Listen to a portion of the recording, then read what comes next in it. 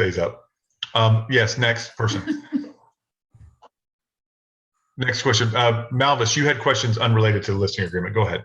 Yes, yes, sir. These questions are related to inspections on the as-is contracts. When I had to write them down. When buyers put offers that have 0-day inspections, does that mean that they're waiving their inspection period for the contract? Does that mean that they cannot legally cancel the contract afterwards? And are they allowed to cancel the contract and the seller keeps their deposit?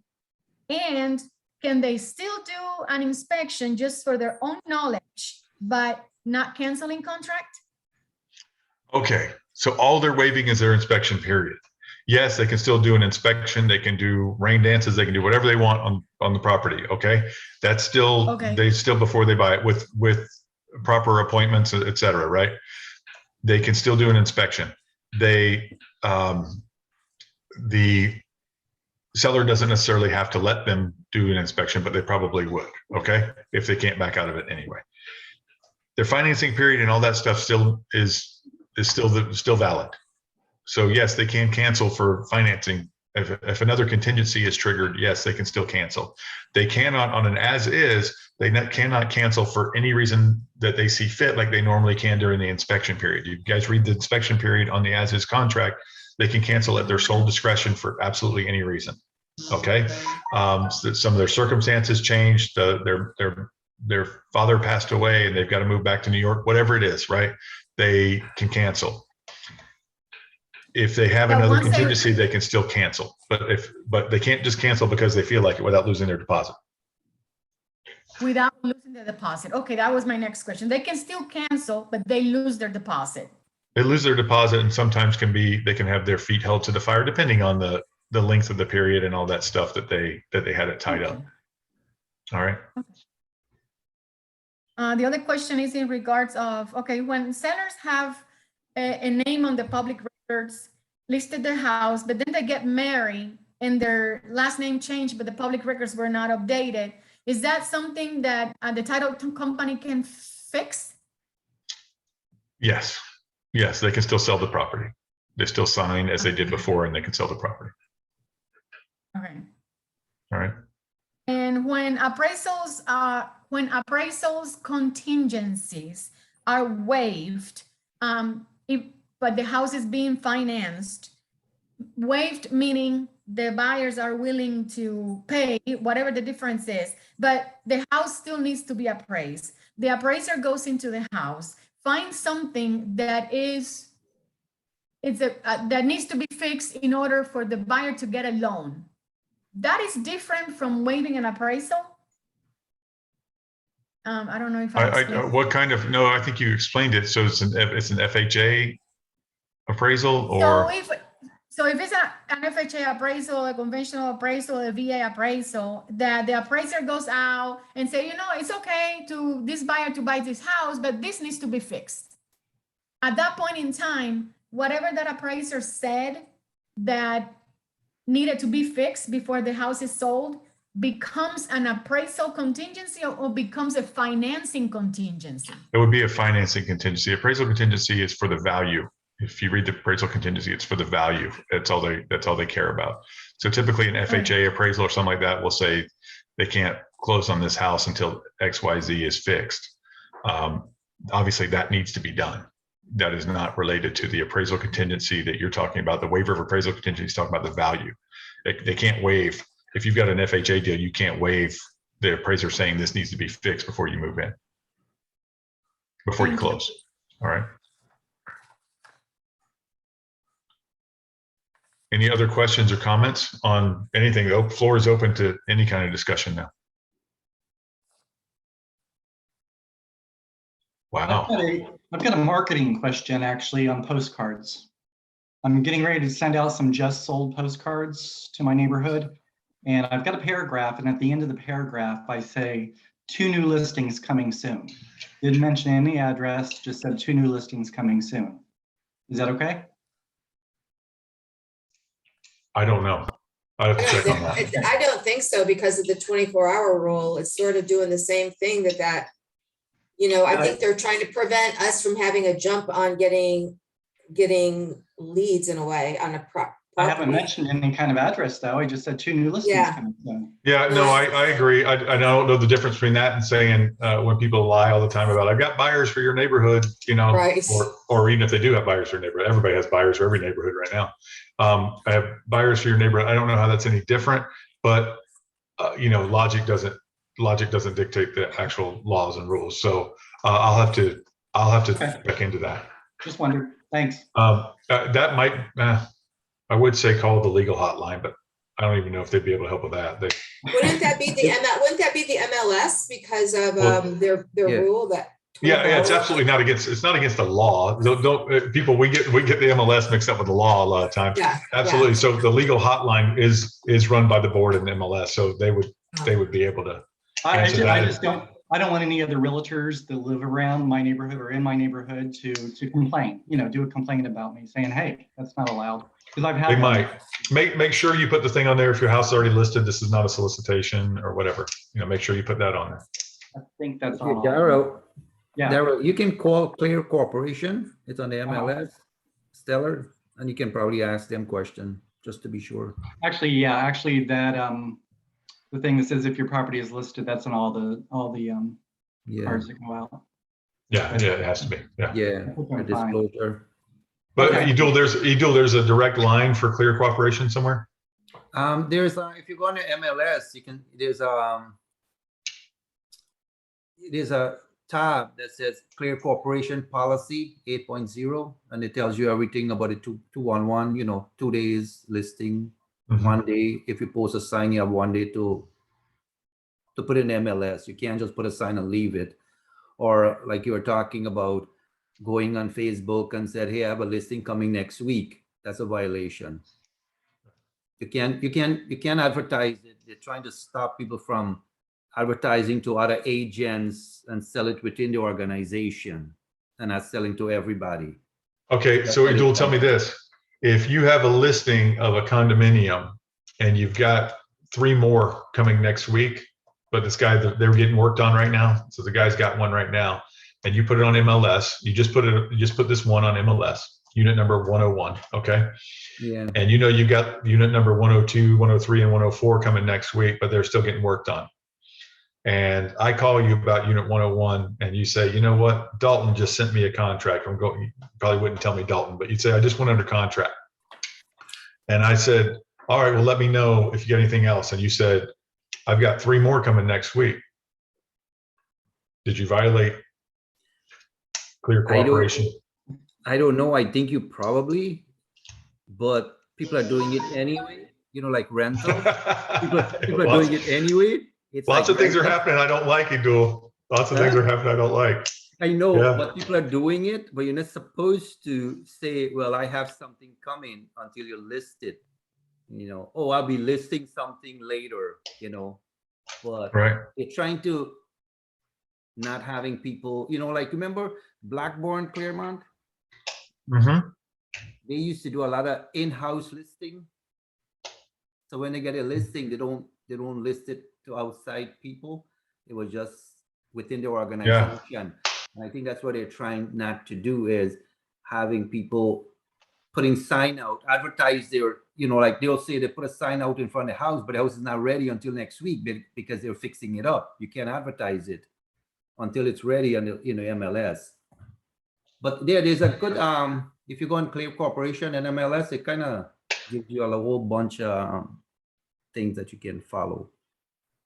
So if somebody called you about a listing, you could, I think you could, right? You could say, well, it's a good possibility. Check back with me next week. Correct. You're not really saying yes, there is, or no, there isn't. Yeah, but you can't. I don't, But you guys, can just for write the, down- I don't know the answer can to the write question down I the- asked you, Abdul. I don't know the answer to the question I asked you, if that's okay or not.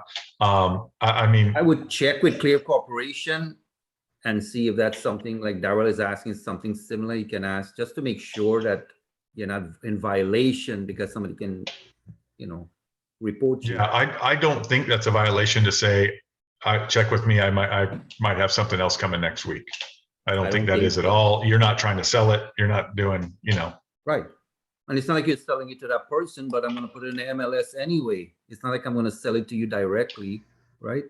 Right, right. I'll be listing it. Dalton says you can't publicly market the property and exclude other brokers. That's, Correct. but you can discuss one-on-one with another lead regarding a property. Right. That's what they don't want you to do is selling it to, like, like FRI. We have a listing. We said, oh, let me post it so our agents can sell it, not Remax. Right. Well, yeah. And if you guys get these annoying texts all the time from everybody who wants to buy everything and all this stuff, these blast texts, and you say, you know what? Funny you did that. I've got something coming next week.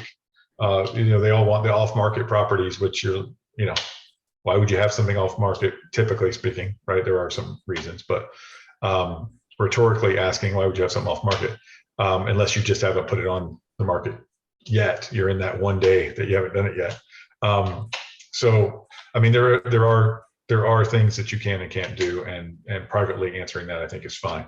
So I don't know, Daryl, coming back to yours, I don't know, because you are publicly saying, I've got something, I've got some listings in the works to promote your business and to get people to call you and tell you, but I would say that's probably to the exclusion of other brokers. And you probably don't really have them signed up yet. If you really do have them signed up and they've signed MLS exclusions, then I guess it's fine. Okay. So it's a very gray area from what I'm hearing. Right. It's a very gray area. I mean, if they sign MLS exclusion, they're saying that you will cooperate with other brokers, but you're not going to advertise to other brokers. So. Okay. Thanks. Brian, I have two unrelated questions. I mean, it's more like confirmation because you're the man that I like to hear from you. Okay. The HO, I mean, any writers that are attached to the contract that the contract, they have to sign. They have to be. They're part of the package. They're part of the contract and everything. So the final date on that contract will be whenever any of these writers were signed, if later, right? That will be the effective date on the contract. Not if you're just throwing in addendums after the fact to change the price or whatever.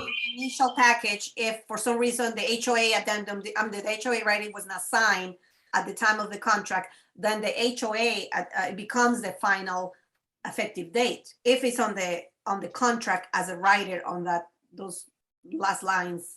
That is the way that it is designed. Many times you will see the HOA documents done afterward. But yes, if it's clicked on there on page 11 of the as is, and that it is accompanying the contract, those are for the ones that are accompanying the contract. Those are supposed to, as an agent, you're supposed to be diligent enough to read those. How many of you guys actually check those boxes? Right, I do. How many actually, when I say check them, I don't mean just check them when you send an offer. I mean, check them as the listing agent when you get an offer. How many of you actually check to make sure those boxes are checked? Yeah, I do. You all do? So if I send you an HOA, if I send you an appraisal contingency and I don't check the box, you don't accept my appraisal contingency, or do you tell me to check the box? Or of course you don't, right? You just take it for what's there. So that is a very slippery slope, Martha, and it will be, I think, if it ever got before any kind of decision maker, like a judge or something like that, they would see the intent of it. But to say, let's say you put on the MLS an attachment of an HOA addendum, and I do not, or disclosure, and I don't send it until a week later, and then I try to say, oh, we didn't have a contract till a week later. That's not going to fly. So yes, by design, it's supposed to be the ones that are checked off. When you send an offer, you're supposed to check off the ones that you're including with the offer. And if we need something later, we'll come back and ask for it, right? And that won't be part of the original package. So yes, your idea is correct. But it would have to be on a case-by-case basis. Was it just an initial miss, but we've gone forward with everything else, or what it was? So that's a very complicated question. Right. Okay. But you pretty much give the answer to the initial situation. And my second one, just to confirm it, because I get still confused from other agents that come back and forth. The seller disclosures, are they required separated or not anymore according to the new contract that was done recently? It's included on the contract, right? The seller disclosures itself, or do you still keep them separate? I'm not sure what you're asking. The seller's what? Disclosure? The disclosures, yes, because online, on the contract, online, what is it, 280 something or what is it? What it says, oh, I just had it. On the actual as is contract, what it says on line 250, seller disclosures, and it says seller knows of facts, material affecting blah, blah, blah. Is that replacing the actual disclosure that we used to have as a request or no? Like, No. And as we've had Nishad come on and others tell us that seller's disclosures are not a requirement of law. You are required to disclose everything. right, Do not get confused with that. Sellers are required to disclose any known material defects to the property. They are not required to fill out the seller's disclosure. We require it as a brokerage. okay, It protects you guys. We want to see it. But if they go to an attorney and the attorney, if anybody who goes to an attorney, they're going to say, don't fill that out. right. You're committing yourself to a lot of stuff that you probably don't know.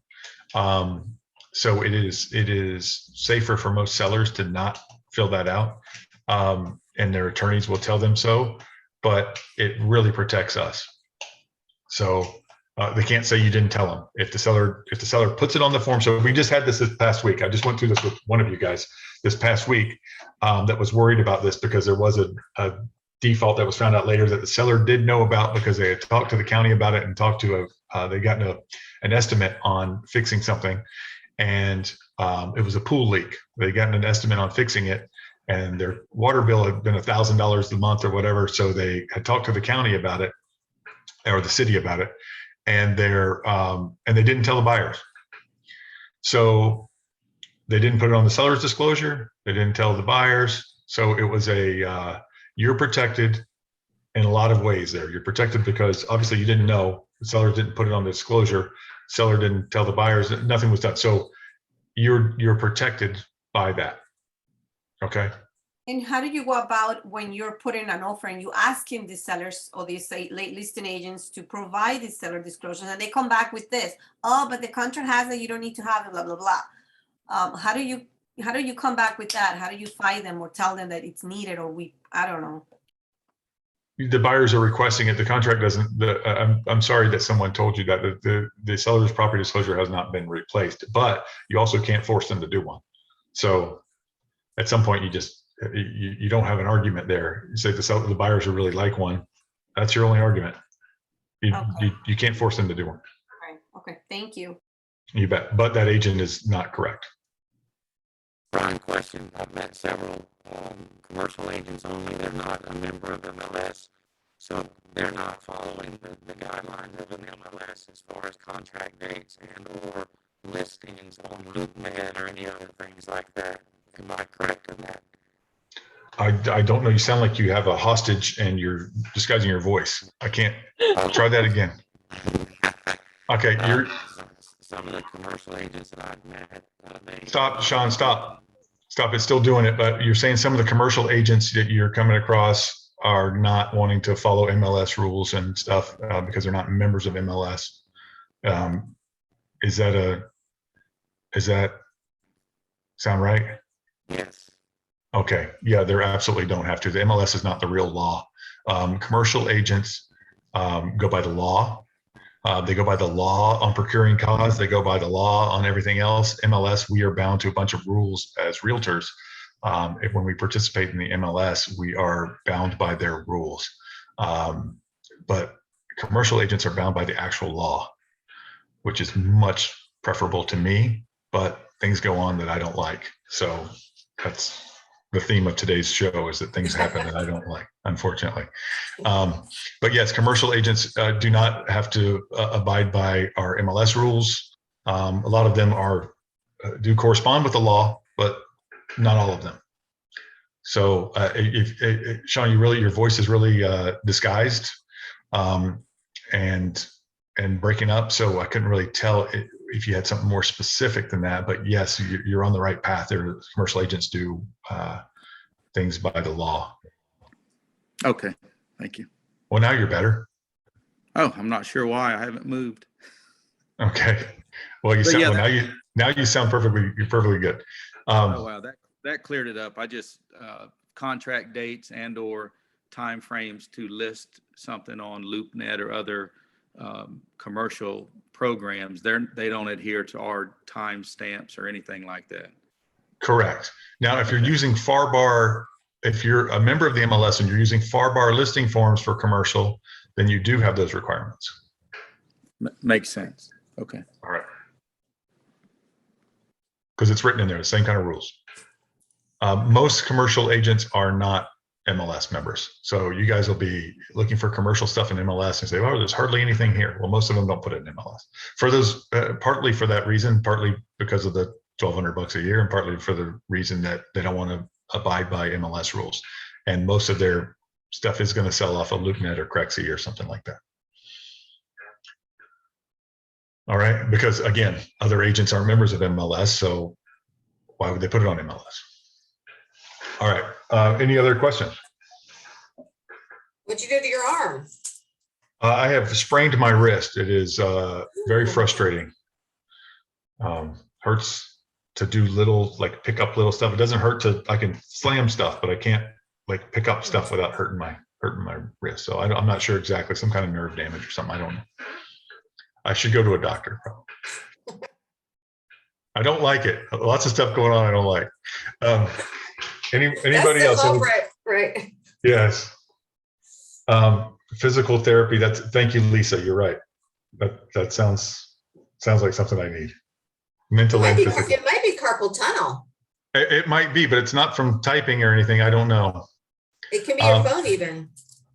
Yes, Lisa must have a frog in her pocket. She says we're getting old. So I don't know. She's not talking about me. I don't know who she's talking about. All right, guys. Any other questions before we go? Hopefully you guys got something out of this, even though it's basic 101 listing agreement stuff. We did get a good little 10-minute deal there that we're going to have on our YouTube. It's good for people who are just starting. If you guys have newer agents with you who are just starting and they're needing that stuff, or if you're a newer agent, or if sometimes, or you haven't done a listing in 5 years or whatever, and you just need to go back over the form, that's going to be on our YouTube. I'll try to get it pinned to the top. I'm going to do it with some of our other things. I'm going to do it with the as is, a real quick one, and some other things that you guys need help with from time to time when you forget about little things and stuff like that. So we're going to be doing a series of those. We've got some other stuff planned for you guys, some more continuing education.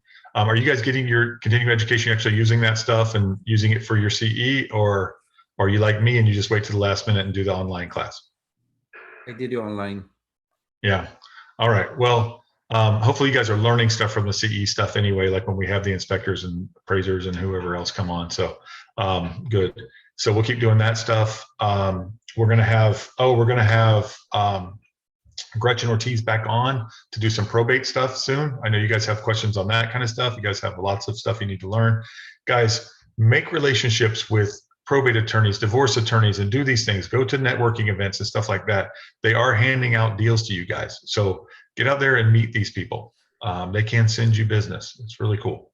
Grow your business, do that stuff. Daryl, keep the door hangers and the postcards and the newsletters going.